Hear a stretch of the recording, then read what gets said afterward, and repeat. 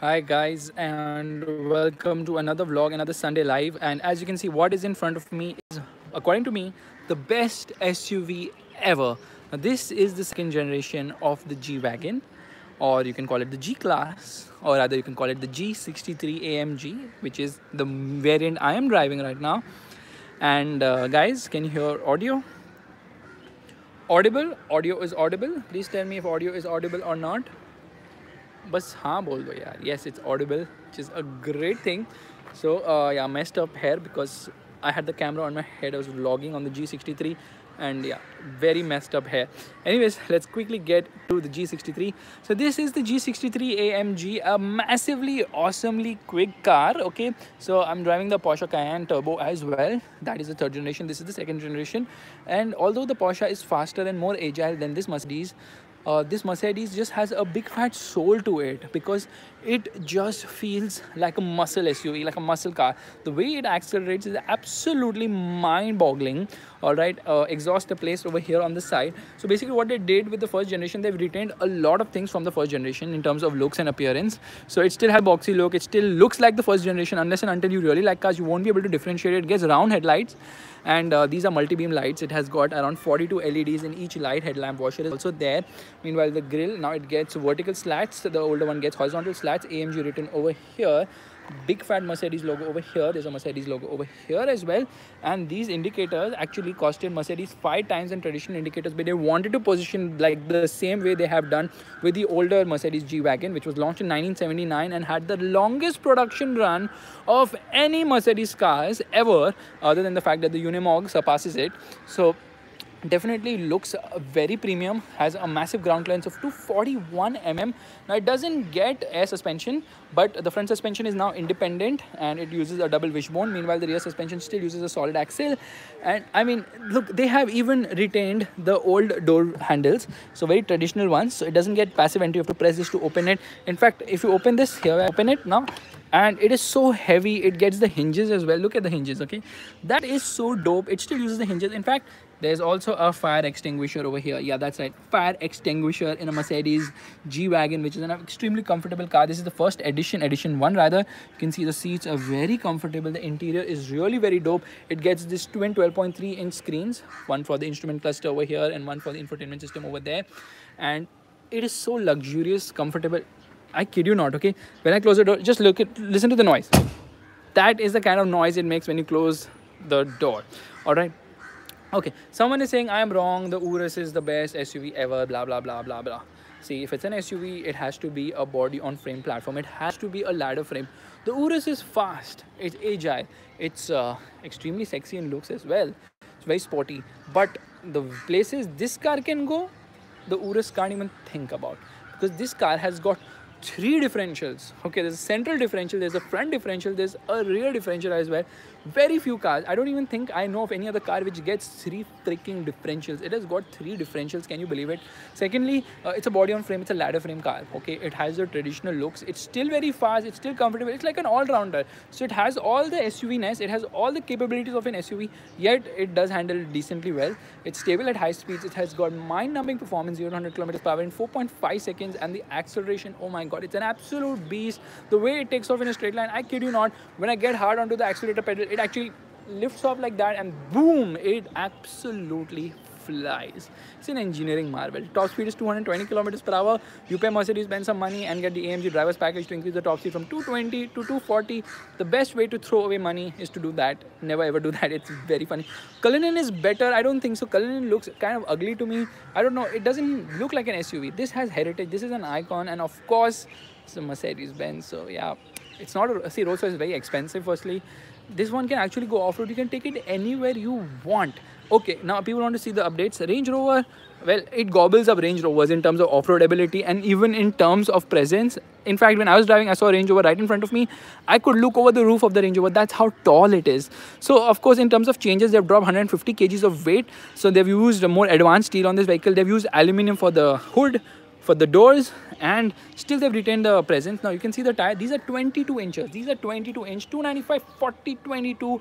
These are massive size tires. It still gets a spare wheel at the tailgate, on the tailgate rather. and it's returning a mileage right now. In the morning I had a 28-kilometer run of this vehicle. It returned a mileage of 2 kilometers per liter. I kid you not, 2 kilometers per liter. Just look at the presence, it just looks amazing. And yeah, 4.5 seconds to 100. It uses a 4-liter bi-turbo V8 which produces 585 horsepower and 850 newton meters of torque, mated to a 9-speed gearbox from AMG, which is a torque converter. This is not a multi-clutch transmission, it is a torque converter gearbox. Super duper fast with shift. It's really very crazy. Let me quickly show you the car. Okay, now the problem, there are certain problems obviously, like I'll show you. Firstly, the door, it opens sideways, and the parking sensor doesn't consider the fact there is a big fat tailgate or the spare wheel lying over here on the tailgate. It considers according to the bumper size, so you have to take that margin yourself obviously. And this is not a full size tire, it's a 20-inch. okay, it's a space saver, but still a very big space saver, I would say. Obviously, to pull this Mercedes you need that kind of a space saver. Now the door opens sideways, not very practical in parking lots. Again, it's very heavy, lot of quilted leather over here. You can see this is the boot isn't that big, I would say. It's decent size, lot of paper and stuff lying around. Things have been flying and I've been giving it the beans. But let's quickly get into the rear seat right away. Now here we are in the rear seat. As you can see, there's good amount of space. So in terms of space, it's definitely improved dramatically. And as you can see, there's a light over here, beautiful seats. And over here in the center, we get AC controls as well as AC vents. And these are circular AC vents to mimic the headlights of this car. And of course, storage space over here. There's a heated function over here. Door handles feel very nice and premium. Now let me show you something very swaggy about this vehicle. So this is of course the driver's seat. These are the controls for the adjustment of the driver's door, or rather the driver's seat. And this is obviously, there's heated, there's cooling function over here for the driver's seat. This kind of feels cheap. Okay, this plastic buttons, the Mercedes S-Class, which costs less than this, actually comes with metal finishing, by the way, by Mr. Sound System. Really very nice. And this is actually, the tweeters are made to mimic the indicators at the front, so you can see both of them while driving. And it is actually very airy. It gets a massive sunroof as well. So there is the sunroof. Yeah, it's decent size, I would say. It could have been bigger. They should have given a rear sunroof as well. Panoramic roof at the rear, AMG written over here. It gets red seat belts, and this cushioning, or rather the treatment on the front headrest, is so comfortable. I mean, your head actually sinks inside this. This is beautiful. Someone said Amiro ki Garibo ki Bolero.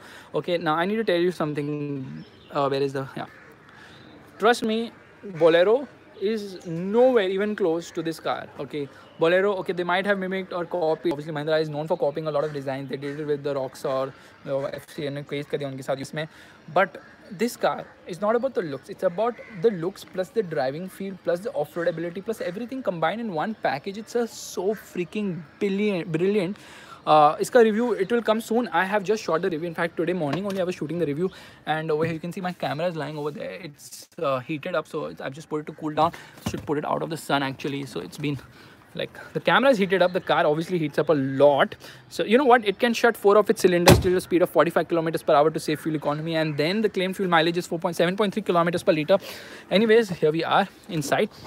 Now closing the door is some sort of an effort. Now just listen to this, guys. Okay guys, listen to this when I lock or unlock the door.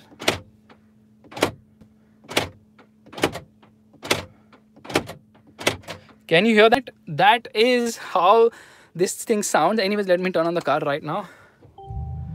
So the vehicle is turned on. It says AMG written over there, and just look at it. Okay, tire pressure warning always on. Top up washer fluid. Okay, what else do I want you want me to do? You can see the mileage is saying 2 kilometers per liter over here.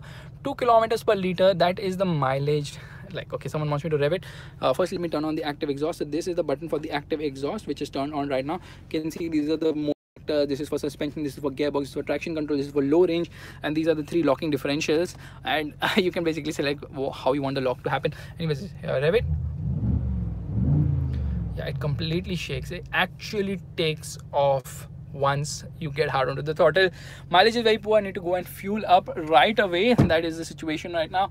So just look at this. Okay, this display 12.3 inch is so beautiful. It has so much cool stuff over here. Let me show you. Let me get into dynamic select. Okay, and I can see engine data. Now this is the engine data. It's telling me how much power and torque I'm using in real time. Okay, if I rev it, you can see power and torque is being used. The car actually shakes.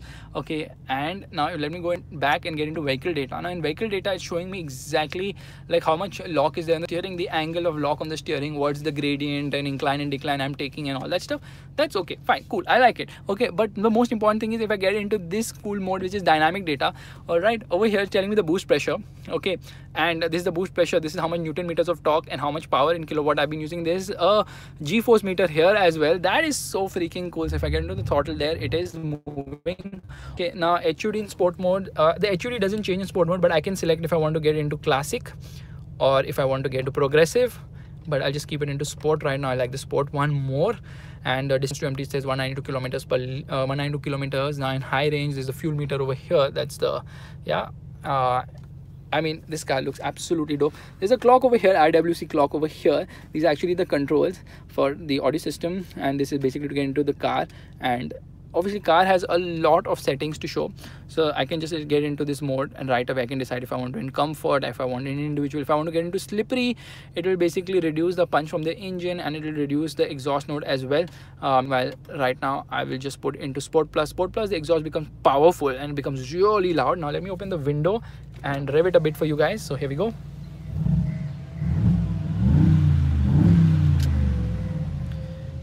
So that's the situation.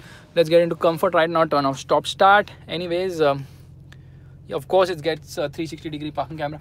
Now people are saying I should off-road it. Unfortunately, I cannot off-road this vehicle because the tires are completely gone. In fact, every time I go and fill air, it's showing me tire pressure warning. Again and again it's showing me tire pressure warning because the tires are completely ruined, because this car has been taken a lot off-road by other people and then it was also taken on the track, so the tires are kind of gone. I don't know exactly how many kilometers it is done, because obviously this displays so much information. I've not gone through it yet, but obviously it's not faster than a Busa, and 6x6 is mind-boggling. Okay, there was 6x6, there were 4x4 square, and it is just kind of endless. It doesn't rev till 9,000 RPM, bro. It only revs till 7,000 RPM. This is a petrol engine, but it doesn't rev till 9,000 RPM. It's a twin turbo. The older G63 used a 5.5 liter V8, and it had lesser power and torque compared to this one. And exhaust sound will be more outside, but once you get going, it makes a lot of sound. And obviously in the vlog, I have revved it all the way till 7,000 and beyond. So wait for the vlog, which is going to be coming soon. So this is the design of the vehicle, the G63 AMG. The price is 2.5 crores. When you're driving the vehicle, okay, this is actually, I'll just show you the position when you're driving. You can actually see, obviously, the speedometer. You can obviously see the hood of the vehicle while driving, along with the indicators as well. So it doesn't have Accra exhaust. I'll plan to visit Assam as well. Okay, someone wants to see the engine. There will be some effort, but hey, I never say no to you guys. So let's do that right away. So this lever to open the engine bay is very low placed. And here we go. So this is the engine bay, and there you open the engine bay. You can see heat shield over here, and that is the engine. It's a handcrafted motor. It says the name of the person who's handcrafted it in Germany. So this car is actually not manufactured in Germany. It's manufactured in Austria, Graz to be precise, by Magnaster, which is a contract manufacturing company from Canada. And F-Pace, I'll try and review. I don't know, SVR. Yes, it does get a warning at 120 kilometers per hour. It continuously keeps beeping at 120. It beeps at 80 kilometers per hour once, and at 120 it continuously keeps beeping. It shows a pop-up as well. It shows a pop-up below. It shows multiple pop-ups, so it's kind of crazy over there. So V8 bi-turbo written over here, which is obviously, you can see the hinges over here. That's so freaking awesome. Should have given squared mirrors, which are a little bigger for that traditional feel. The exhaust are placed over here.